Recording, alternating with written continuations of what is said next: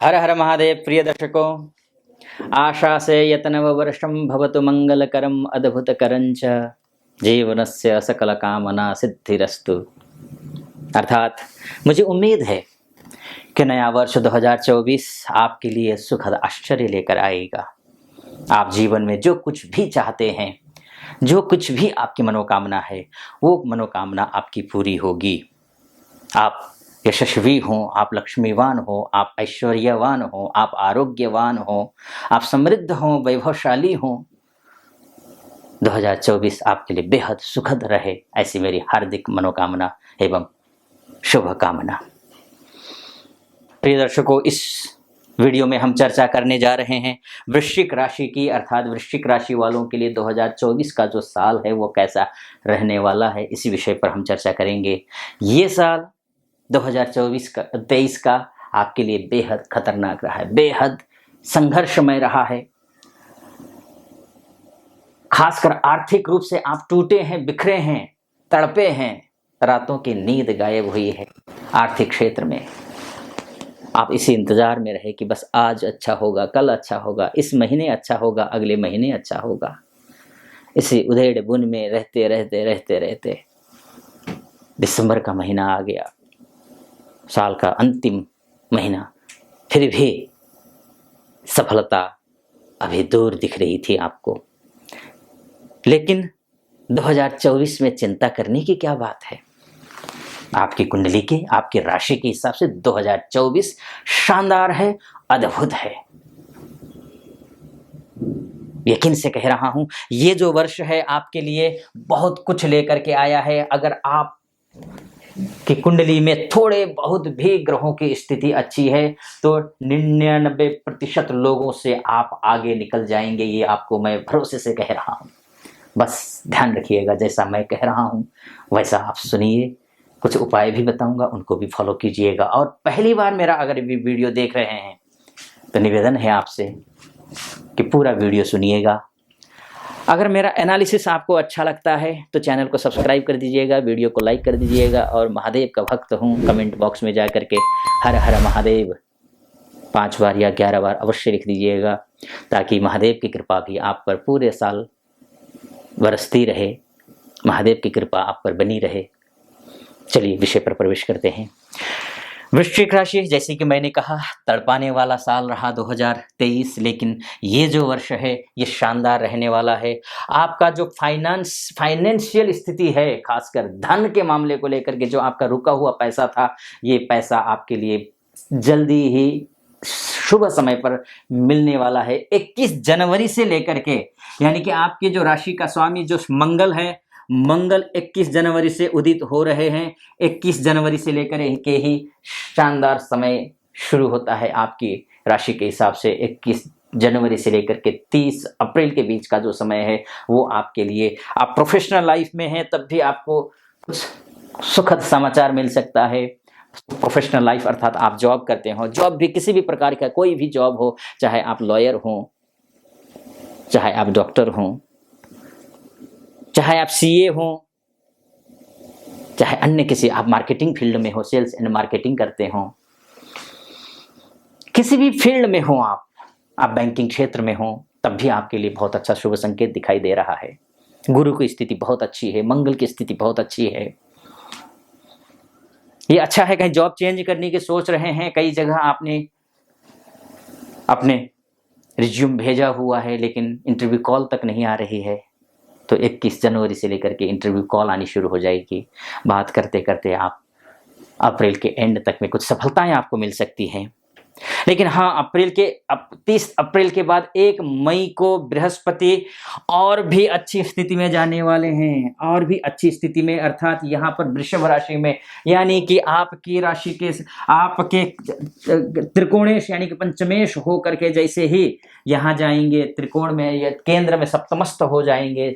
सप्तमस्थ होने का मतलब है, अगर आप विद्यार्थी हैं, उच्च शिक्षा की तैयारी कर रहे हैं, यूपीएससी की तैयारी कर रहे हैं, या फिर नेट की तैयारी कर रहे हैं, जेआरएफ की तैयारी कर रहे हैं, बीएड की तैयारी कर रहे हैं, एमएड की तैयारी कर रहे हैं, बीटेक की तैयारी कर रहे हैं, एमटेक कर रहे हैं, एमबीए कर रहे हैं, या फिर जो भी उच्च शिक्षा की तैयारी कर रहे हैं, यहाँ तक कि अगर आप विदेश जाने के लिए आइलेट्स की तैयारी कर रहे हैं, एजुकेशन वीज़ा के तहत आप विदेश जाना चाहते हैं, सफलता मिल नहीं रही थी कई सालों से, लेकिन अब ये महीना आपके लिए सुनहरा महीना महीना है, सुखद आश्चर्य लेकर के आएगा। आपको भरोसा भी नहीं होगा और आपका काम बनेगा। इतना अच्छा समय है 1 मई से। लेकिन यहाँ पर लेकिन लग रहा है। लेकिन क्यों लग रहा है?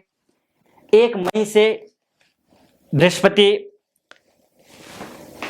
यहाँ तो आएंगे, सप्तम भाव में तो हो जाएंगे, लेकिन सप्तम भाव में होने का, जैसे ही सप्तम भाव में वृषभ राशि में आएंगे बृहस्पति, उसके 2 दिन बाद बृहस्पति अस्त हो रहे हैं और 3 जून तक अस्त रहेंगे, अर्थात 3 मई से लेकर 3 जून तक अस्त रहेंगे। इस बीच में आपको अधिक सावधानी बरतनी है।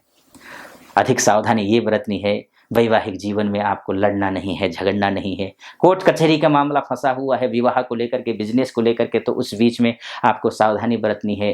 कोशिश करना है कि वो जो बुरा समय है उसको अवॉइड कीजिए, लड़ाई झगड़े से दूर रहिए।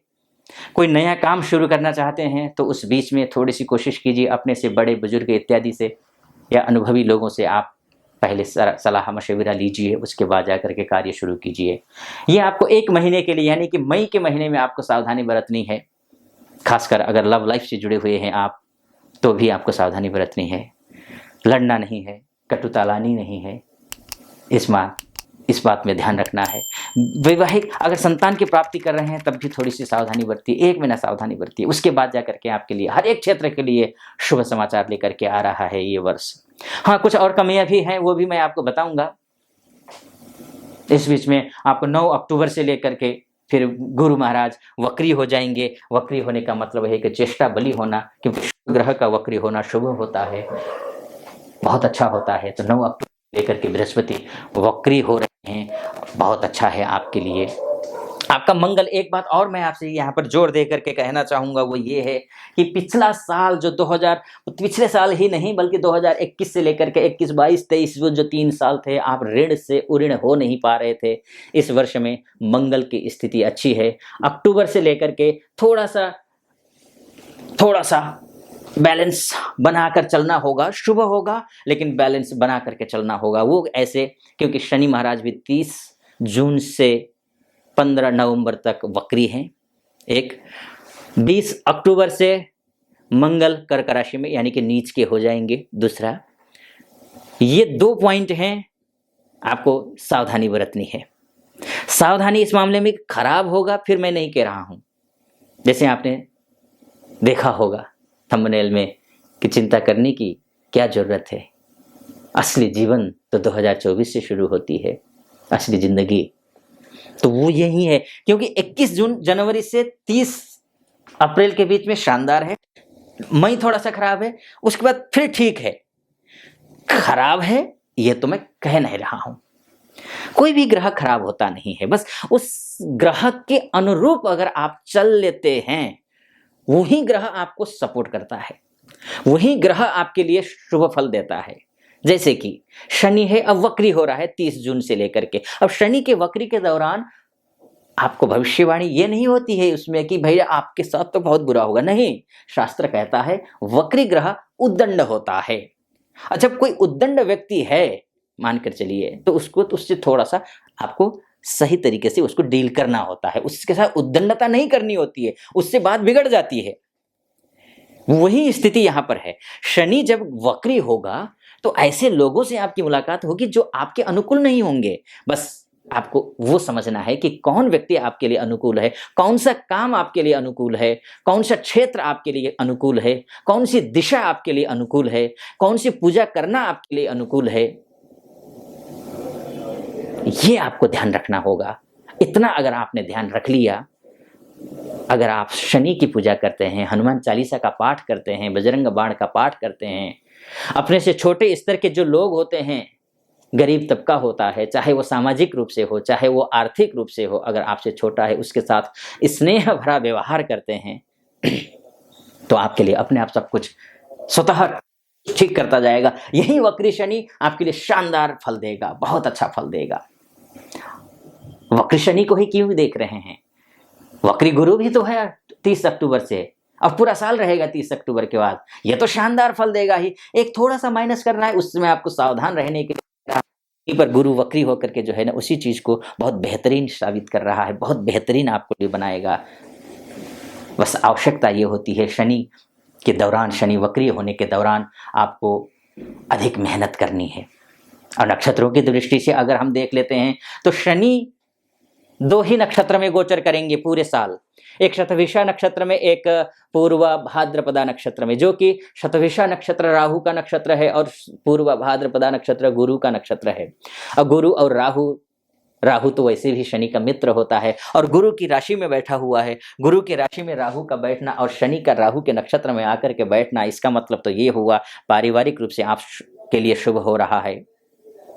दाम्पत्य जीवन में 1 महीना छोड़ दिया जाए मई के महीने में, अन्यथा दाम्पत्य जीवन में हाँ गुरु की एक विशेषता और होती है कि गुरु की विशेषता जिस भाव में बैठेगा उस भाव के लिए थोड़ा सा नुकसानदायक होता है। तो गुरु आपको स्वास्थ्य को ठीक रखेगा, आपको मेंटलिटी को ठीक रखेगा, आपको स्ट्रेस को खत्म करेगा। ये गुरु जो है आपके फाइनेंस स्थिति को ठीक करेगा, सब कुछ ठीक करेगा। बस डील करते समय में आपको वो व्यक्ति से आपको ध्यान रखना है जो आपके अनुकूल होगा, उसी से आपको डील करना है, उसी के साथ आगे बढ़ना है। चाहे विवाह करना हो, चाहे बिजनेस में पार्टनरशिप करना हो आपको, या फिर दोस्ती ही क्यों ना करनी हो, बस उस चीज़ का आपको थोड़ा सा सावधानी बरतनी होगी। इसके साथ में बृहस्पति यहाँ आएगा तो आपके साहस को आप भाई बंधु इष्ट मित्र इत्यादि से आपका सहयोग दिलाएगा। ये भी है, आप सकारात्मक पक्ष को आप बेहतर देखिए और सकारात्मक जो प्लैनेट हैं उनको मजबूत कीजिए। नकारात्मक यानी कि जो थोड़ी बहुत नेगेटिव देने वाले प्लैनेट है वो अपने आप में शांत हो जाएंगे। शनि राहु इत्यादि जो ग्रह होते हैं वैसे अशुभ नहीं कर रहे हैं आपके लिए, लेकिन होता क्या है कि जैसे ही शुभ ग्रहों को आप मजबूत नहीं करते हैं, शुभ ग्रह को मजबूत करने का मतलब ये नहीं कि कुछ और, शुभ ग्रह को मजबूत करने का सीधा सा मतलब होता है जैसे गुरु है, गुरु को अगर मजबूत करना चाहते हैं तो आप ज्यादा से ज्यादा धर्म कर्म कीजिए। धर्म कर्म का मतलब ये होता है कि जैसे कि आप डोनेट कीजिए, अनाथालय में डोनेट कीजिए, आप पुस्तकालय में जाकर के पुस्तकों का दान कीजिए, आप मंदिर में जाकर के कहीं डोनेट कीजिए, गरीबों की सेवा कीजिए। ये गुरु की सेवा है। माता पिता को सुबह उठ करके रोज आप प्रणाम कीजिए, उनसे आशीर्वाद लीजिए। अपने गुरुओं को आप जो है ना दिन प्रतिदिन उनका सम्मान कीजिए, उनसे आशीर्वाद लीजिए। यही होता है। अच्छे ग्रहों को मजबूत कीजिए, अशुभ ग्रह अपने आप में डाउन हो जाएगा और इससे आपको लाभ होगा। वैसे भी शनि राहु आपके लिए खराब थोड़ी ना है इस वर्ष।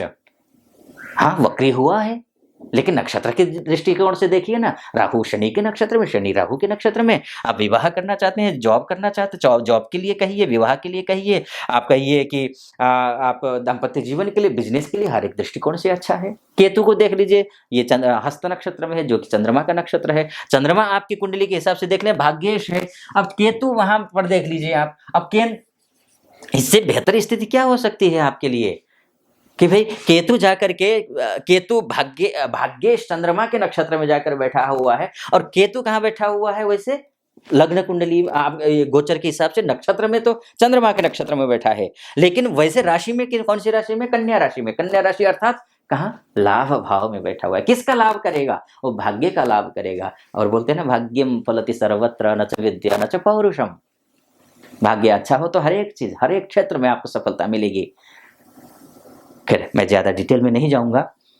मैंने भरसक गुरु की भी मैं नक्षत्रों की बात कर देता हूं कि गुरु 3 नक्षत्रों में रहेंगे, भरणी, कृतिका और रोहिणी।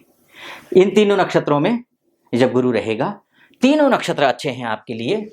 तीनों नक्षत्रों में, क्योंकि भरणी नक्षत्र शुक्र का नक्षत्र है, कृतिका सूर्य का और रोहिणी चंद्रमा का। सूर्य चंद्रमा दोनों ही ग्रह मित्र होते हैं बृहस्पति के। तो जिस मित्र ग्रह में या चंद्रमा के नक्षत्र में, ये मानकर चलिए ना यहाँ पर, और चंद्रमा के नक्षत्र में कब से आ रहा है? ये 12 जून से ही आ रहा है। यानी कि 3 जून से लेकर के ये गुरु जो है उदित भी हो जाएगा और 12 जून से अच्छा समय आ रहा है नक्षत्र में। यानी कि दोनों बोलते हैं 10 उंगलियां घी में होना, वो वाली स्थिति है। बशर्ते बस इतना है कि थोड़ा धर्म कीजिए, थोड़ा कर्म कीजिए, थोड़ा मेहनत करिए और पॉजिटिव रहिए, निश्चित रूप से सब कुछ अच्छा होगा। ज़्यादा इसमें डिटेल में जाऊंगा तो बहुत लंबा वीडियो हो जाएगा। फिलहाल इस वीडियो को मैं यहीं समाप्त करता हूँ। हाँ एक बात जरूर कहना चाहूँगा, ये मोटा मोटी तौर पर है, वास्तव में होता क्या है कि आपकी कुंडली ही आपका डीएनए होता है। 5 मिनट 10 मिनट या फिर 1-2 सेकंड से भी अगर जन्म अलग होता है अलग, 1-2 मिनट 2 सेकंड के भी अंतर से अगर जन्म होता है तो निश्चित रूप से जो है कुंडलियां बदल जाती हैं। डिटेल में आपके साथ क्या होगा पूरा 2024 ये तो आपकी कुंडली से ही डिटेल में पता चलेगा, लेकिन ये मोटा मोटे तौर पर है। लेकिन आप अपनी कुंडली का विश्लेषण करवाना चाहते हैं तो नीचे नंबर लिखा होगा, उस नंबर पे आप कॉल कर सकते हैं। आप डिटेल में अपनी कुंडली का विश्लेषण करवा सकते हैं। और फिलहाल मुझे अनुमति दीजिए। अब मेरे से डायरेक्ट बात नहीं होगी नीचे, लेकिन हमारे प्रतिनिधि जो हमारे टीम मेंबर है वो कॉल उठाएंगे और उनसे बात करके आप मुझसे बात करने के लिए अपॉइंटमेंट ले सकते हैं। थोड़ा विलंब भी हो जाए तो थोड़ा प्रतीक्षा कीजिएगा। फिलहाल अनुमति दीजिए। कैसा लगा आपको वीडियो? अच्छा लगा हो तो चैनल को सब्सक्राइब कर दीजिएगा, वीडियो को लाइक कर दीजिएगा, कमेंट बॉक्स में जाकर के हर हर महादेव जरूर लिख दीजिएगा 5 बार या 11 बार। फिलहाल अनुमति दीजिए। ओम नमः शिवाय, हर हर महादेव।